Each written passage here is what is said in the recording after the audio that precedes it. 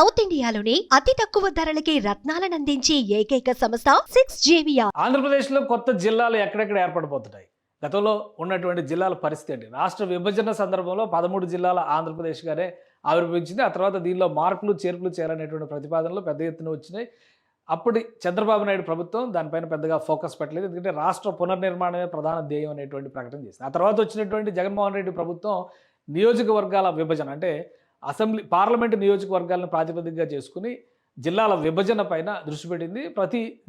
ప్రతి నియోజకవర్గాన్ని లోక్సభ నియోజకవర్గాన్ని ఒక జిల్లాగా మలిచింది. దీంతో ఆంధ్రప్రదేశ్లో 25 లోక్సభ నియోజకవర్గాలు ఉన్నాయి. 25 నియోజకవర్గాలు కాస్త 25 జిల్లాలుగా మారిపోయినాయి. సో 25 జిల్లాలుగా మారిన తర్వాత అరకు లాంటి నియోజకవర్గం సుదీర్ఘమైనటువంటి వైశాల్య ప్రాంతంతో ఉండడం, జనాభా పరంగా తక్కువ ఉన్నప్పటికీ కూడా ఈ ప్రాంతాన్ని కవర్ చేయడం ఇబ్బంది అవుతుందంటే దాన్ని కూడా 2 జిల్లాలుగా విభజించారు. దాంతో 26 జిల్లాల ఆంధ్రప్రదేశ్ ఏర్పడింది. ఇప్పుడు కొత్తగా కూటమి ప్రభుత్వం మరొక నిర్ణయం తీసుకుంది. జిల్లాల పేర్ల మార్పు, జిల్లాల పునర్విభజన, కొత్తగా ఏర్పడాల్సినటువంటి జిల్లాలు. ఎందుకంటే ఈ ప్రతిపాదన ఎందుకు వచ్చిందంటే వైఎస్ జగన్మోహన్ రెడ్డి గవర్నమెంట్ ఆధ్వర్యంలో జిల్లాల విభజన జరిగే సందర్భంలో దాదాపు 80,000 పైచులకు ప్రతిపాదనలు వివిధ ప్రాంతాల నుంచి జిల్లాలకు సంబంధించినటువంటి అంశాలకి సమర్థనగా విజ్ఞప్తులు వచ్చినాయి. కానీ వేటిని కన్సిడర్ చేయలేదనేటువంటి అభియోగం అప్పటి ప్రభుత్వం పైన ఉంది. ఈ నేపథ్యంలోనే కూటమి ప్రభుత్వం మరొకసారి దీన్ని సవరించేటువంటి ప్రణాళికను తీసుకురావాలనేటువంటి ఆలోచన చేసింది. అందులో భాగంగానే జిల్లాల విభజన పైన దృష్టి పెట్టింది. ఇది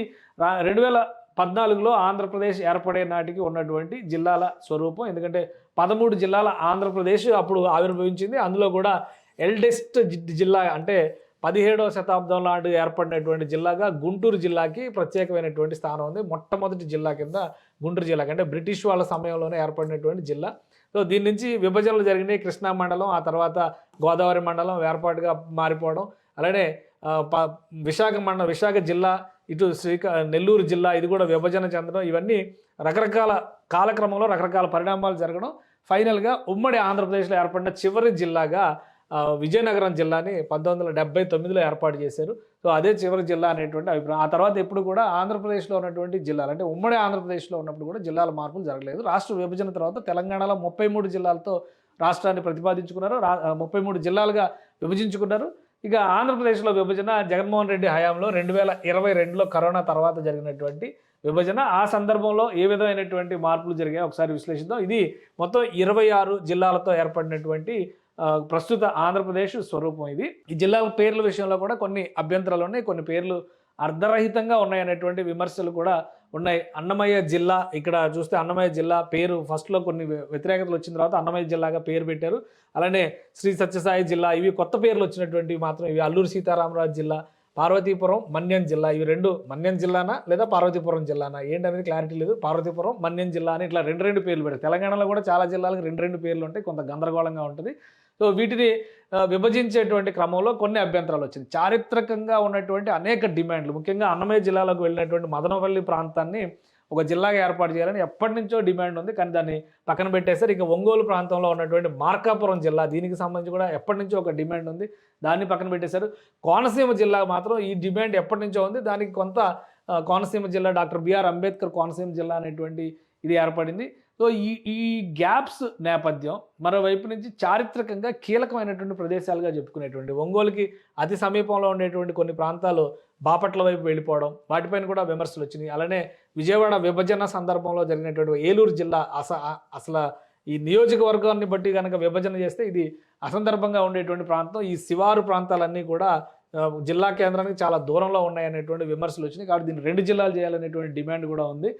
మిగతా వాటికి సంబంధించినటువంటి అన్నిటిపైన ఒక సమగ్ర చర్చ తర్వాత, అన్ని ప్రతిపాదనల్ని తీసుకున్న తర్వాత రాష్ట్ర ప్రభుత్వం ఈ జిల్లాల ఏర్పాటుపైన ఫోకస్ చేయాలని నిర్ణయించుకుంది. దీనికోసం క్యాబినెట్ సబ్ కమిటీని కూడా ఆంధ్రప్రదేశ్ ప్రభుత్వం నియమించింది. సో అతి త్వరలో దీనిపైన కొత్తగా వచ్చేటువంటి ప్రతిపాదనల ఆధారంగా కనీసం 6 జిల్లాలు కొత్తగా ఏర్పడేటువంటి అవకాశం ఉందని, ఇది కొంతకాలంగా అంటే కూటమి ప్రభుత్వం అధికారంలోకి వచ్చినప్పటి నుంచి కూడా వైరల్ అవుతున్నటువంటి మ్యాటర్. ఇందులో కొన్ని కొత్త జిల్లాల ప్రతిపాదనలు ఉన్నాయి. ఇక్కడ లోక్సభ నియోజకవర్గం అనేటువంటిది ప్రాతిపదిక కాదు, కేవలం నియోజకవర్గాల మధ్య ఉన్నటువంటి సంబంధ బాంధవ్యాలు లేదా ప్రాంతాల మధ్య ఉన్నటువంటి సంబంధ బాంధవ్యాలు, సాంస్కృతిక బంధాన్ని దృష్టిలో పెట్టుకొని ఈ విభజన చేసినట్టుగా చెప్తూ వస్తున్నారు. ఇక్కడ పలాస జిల్లా అనేటువంటి ఒక కొత్త ప్రతిపాదన వచ్చింది. దీనికి 4 నియోజకవర్గాలతో ఇచ్చాపురం, పలాస, టెక్కలి, పాతపట్నం వీటిని కలిపి ఒక జిల్లాని ఏర్పాటు చేయాలనేటువంటి ఒక ప్రతిపాదన నడుస్తుంది. అలానే పార్వతీపురం, మన్యం జిల్లాలో కొన్ని సవరింపులు జరగవచ్చు, అరకు జిల్లాలో కొన్ని సవరింపులు జరగవచ్చు. ఇక్కడ చూస్తే కనుక నరసాపురం జిల్లా మళ్ళీ వెస్ట్ గోదావరి జిల్లాలో విభజన, కోనసీమ జిల్లాకు సంబంధించి అమలాపురం జిల్లా, అంటే వీటి పేర్లు ఇవే అని కాదు, బట్ వాటి కేంద్రంగా ఆ ప్రాంతాల కేంద్రంగా ఏర్పడాల్సినటువంటి జిల్లాల డిమాండ్లు ప్రతిపాదనలు ఉన్నాయి. తర్వాత రాజధానిగా ఉన్నటువంటి అమరావతి ప్రాంతంతో అమరావతి జిల్లా ఏర్పడాలనేటువంటి ఒక డిమాండ్ ఉంది. ఇక నరసరావుపేట నియోజకవర్గాన్ని ఇది పల్నాడు జిల్లాగా పెట్టారు, దాన్ని కూడా పునర్నిర్వచించాల్సిన అవసరం ఉందనేటువంటి ప్రతిపాదన ఉంది. ఇక మార్కాపురం జిల్లా ఖచ్చితంగా ఏర్పాటు చేయాల్సినటువంటి డిమాండ్ ఉందనేటువంటి ప్రతిపాదన వచ్చింది.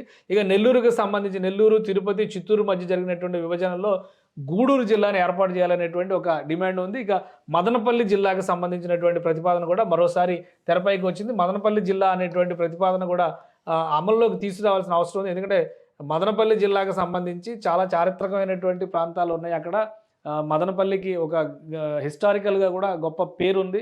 సో దాన్ని దృష్టిలో పెట్టుకుని ఇక్కడ ఒక జిల్లా ఏర్పాటు చేయాలంటున్నారు. ఆదోనికి సంబంధించి కూడా ప్రత్యేక జిల్లా, ఆల్రెడీ కర్నూలు 2 జిల్లాలుగా మారింది, కర్నూలు, నంద్యాలగా మారింది, ఆదోని జిల్లా కూడా ఏర్పాటు చేయాలని చూస్తున్నారు అనేటువంటి ప్రతిపాదన వచ్చింది. మొత్తం ఒక 7-8 జిల్లాలకు సంబంధించినటువంటి ప్రతిపాదనలు అయితే ఉన్నాయి, డిమాండ్లు అయితే ఉన్నాయి. అయితే అన్నిటినీ కన్సిడర్ చేయలేకపోయినా కానీ ప్రస్తుతం ఉన్నటువంటి జిల్లాలని సవరింపులు చేయడం ద్వారా, వాటిలో చిన్న చిన్న మార్పులు చేయడం ద్వారా, ముఖ్యంగా అసెంబ్లీ నియోజకవర్గాల్ని ప్రాతిపదికగా తీసుకుని కనీసం 4 అసెంబ్లీ నియోజకవర్గాలు ఉన్నదాన్ని ఒక జిల్లాగా మరీ చిన్న సైజులో చేసినా కానీ ఇబ్బందికరమైన పరిస్థితులు వస్తాయి. ఎందుకంటే ఉదాహరణకి ఇప్పుడు విజయవాడ కృష్ణా జిల్లాని విభజించిన తర్వాత ఇటు ఎన్టీఆర్ జిల్లా, అటు కృష్ణా జిల్లా ఏర్పడింది. కానీ విజయవాడకు అత్యంత సమీపంలో ఉన్నటువంటి గన్నవరం లాంటి ప్రాంతాలు కృష్ణా జిల్లాలో ఉంటాయి. విజయవాడ నగరం మాత్రం ఎన్టీఆర్ జిల్లాలో ఉంటుంది. సో ఇటువంటి అసమతుల్యమైనటువంటి విభజన ఎప్పటికీ కూడా శ్రేయస్కరం కాదు అనేటువంటి అభిప్రాయంతో, పైగా నియోజకవర్గాల పునర్విభజన కనుక 2026లో జరిగితే లోక్సభ నియోజకవర్గాల స్వరూపమే మారిపోయేటువంటి అవకాశం ఉంటుంది. కాబట్టి కనీసం 4 అసెంబ్లీ నియోజకవర్గాలకు తగ్గకుండా ఉండే విధంగా చిన్న జిల్లాలైనా కానీ ఏర్పాటు చేయాలనేటువంటి ప్రతిపాదనలో రాష్ట్ర ప్రభుత్వం చెంతకు చేరినట్టుగా తెలుస్తుంది. కనీసం 6 జిల్లాలు, అంటే ఈ ప్రస్తుతం 26 జిల్లాల ప్రతిపాదన, 26 జిల్లాలు ప్రస్తుతం నడుస్తున్నాయి.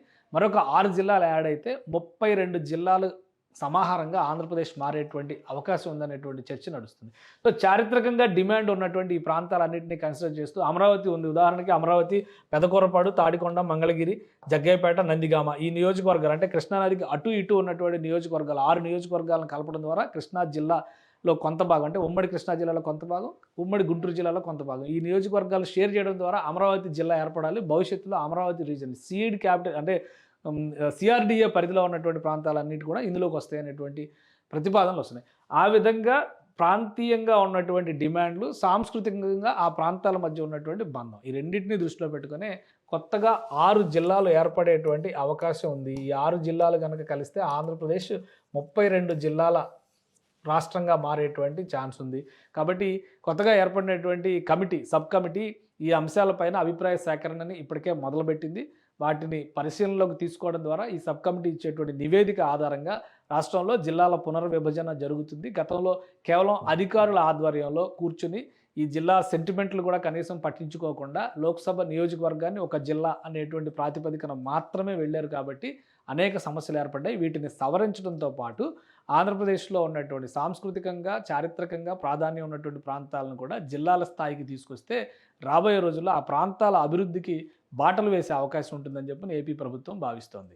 సుమన్ టీవీలో మీ పర్సనల్ అండ్ బిజినెస్ ప్రమోషన్స్ కోసం కింది నెంబర్కి కాంటాక్ట్ చేయండి.